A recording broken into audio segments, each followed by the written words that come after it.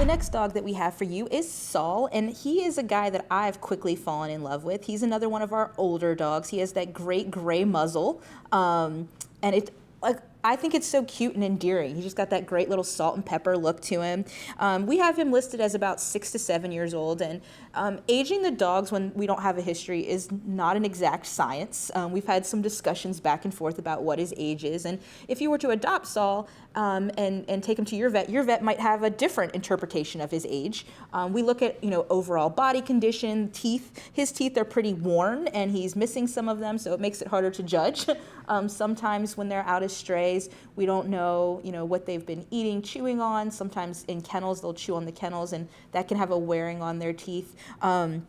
But he's a fantastic dog. He does take a little bit of time to warm up to strangers. So when you approach his kennel, he is one that may bark and kind of lunge forward at the cage a little bit. But when you meet him outside, his personality completely changes. When they're in those kennels, if they have a little bit of trepidation with strangers, they have nowhere to go, right? So they get into that fight or flight, and there's nowhere to flee to. So then you get the barking to try to make you go away. But once he's outside, he turns into this. He's playful and affectionate, and he loves treats, and he just wants to sit and get all the pets and all the rubs, and he's really a joy to be around. I was watching him outside on a walk when the kennel techs were doing their walk the other day, and he was great walking past the other dogs and showed some interest. So he has a ton of potential, but as an older dog with some medical, you have to be prepared for those financial expenses as well. So Saul's been with us since the end of November, and he just made his way to the adoption floor. Is there a reason for that? So there was a couple of different reasons for that. So the first being just his reaction when strangers were walking by his kennel. We wanted to, give him an opportunity to adjust to the environment, to get used to it, so that, when we put him out, he's not going to be as off-putting to potential strangers and potential adopters. But also he does have some medical.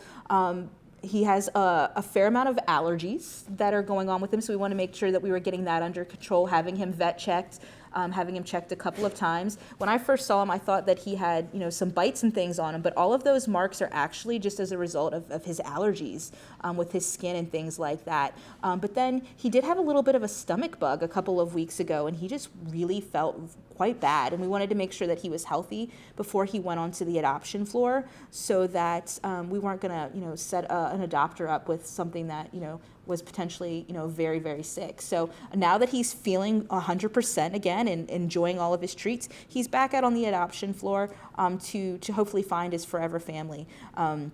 If you are interested in Saul, he's actually not on our main adoption floor. He's in that secondary room, but he's easy to spot, and you can book an appointment to meet with him by going to visitfcac.as.me.